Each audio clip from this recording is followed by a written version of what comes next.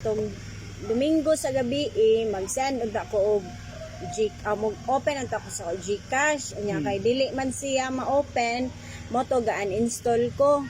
Karon pag uninstall na ako, download ko na may reply nga service ko no is kuan kanang na not available ganyan mo to may post dayon ko sa Facebook. Pag post na ko ni naidaghan ang uan nga ay ma'am mao na ana lagi ang GCash karon kay nag-update ka. Okay, sige ugma na lang mo na to. Pagka ugma ako siya gi kuan kung ma-okay na ba, so na okay naman siya, wala na koy kanang problema. Kano sa nga ugma sa nga adlaw? Pa Monday morning na siya ako gi-fix ang ako GCash. Monday morning karon Monday man. Sunday di ay Saturday da ito siya. So Sunday morning ako siya gi-fix. Pag fix na ako, okay naman siya. Pagkagabi kay nanawag man hinuon ako. Nga kung okay na ba ako GCash. Then nga miingon ko nga okay naman siya ngayon sir, kahapon lang nagsira yung GCash ko pero ngayon okay na. Tas gusto jud niya na ipilit jud niya ba nga i-update jud niya ang ako GCash. Ya kay wala man kuming sugot pag kuan niya pag ingon. Nga i-update mo tong wala. Ma'am, kung ipapa-update niyo po ito ngayon, bukas kung hindi niyo po siya hindi niyo po ipapa-update ngayon, bukas mag-update po ang GCash pagka may sakit sa masahe. Kung nagpa-update lang sana kay kahapon ma'am, hindi na po siya magkakaroon ng error po at gamit niyo po siya ngayon. Yung itanong ko nga ulit sa iyo sir, kung paano niyo po nalaman na nasisira yung GCash ko sir? Okay. Kahapon. Yes po, okay. Sasagutin ko itanong po ninyo ma'am, no? So it's perfectly from Luzon, Visayas, at Mindanao to down to Mindanao area.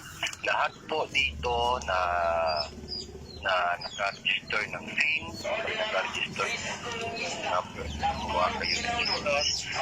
GCash po ito. Lang inyong mga account. Pwede kami mag-block, pwede kami tanggalan ng visa ng inyong account, pwede namin ipapang-close yan. Hawak po lahat namin ang data ng inyong GCash po.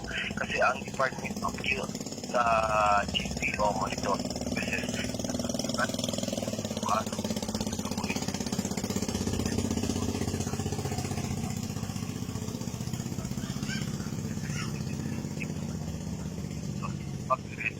po, ibig sabihin mag-red button.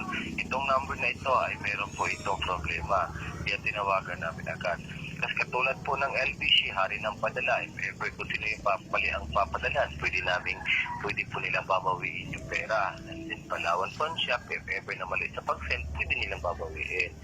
Ganyan po sa atin ma'am. Ang GCash po, ang second division ng BPI, Bank Philippines po Insurance po. Isa lang po ang may-ari ng GCash at yung BPI po, ma'am. So, ngayon, alam nyo na po kung anong part-time ang GCash po. Okay po, sir. Pagka hindi nyo po alam, ma'am, ang BPI at saka GCash, isa lamang po. Hindi talaga. Ngayon ko lang po talaga nalaman na sinabi mo. Yes po. So, totoo lang po, ma'am, ang may-ari ng GCash po ay BPI po, ma'am. Kumbaga, second company po yan nila. Ginagawa po ito ng BPI po, kaya nga may iba nga, if ever na magkakaroon ng problem, BPI ang tinutukoy.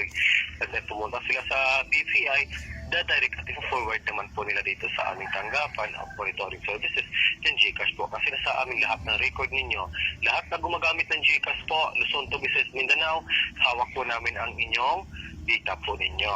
Kaya nga may iba dito, nagpapayos kahapon na huli namin, gumamit siya ng fake account at hindi nakapangalan at na-hold ang laki ng pera, 30,000, at tinanong namin yung data, hindi naman nagkamat sa kanyang pangalan. Hindi pa siya umamin nung una, and then tinatanong namin anong pangalan, at iba rin ang pangalan na binigay niya, at iba din yung account na ginagamit niya. So, ibig sabihin, hindi sa kanya ang legal na account na yun, kaya temporary or close talaga, hindi po talaga namin ibabalik kung hindi ito ay nakapangalan sa inyo. Sir, saglit sir, saan nga saan nga ang tanggapan, sir? Yes po ma'am, I'm sorry po ma'am, ulitin ko, hindi po tayo pwede magbigay ng ano po ninyo, data po ninyo for secured lamang po. Sana maintindihan ho ninyo ma'am.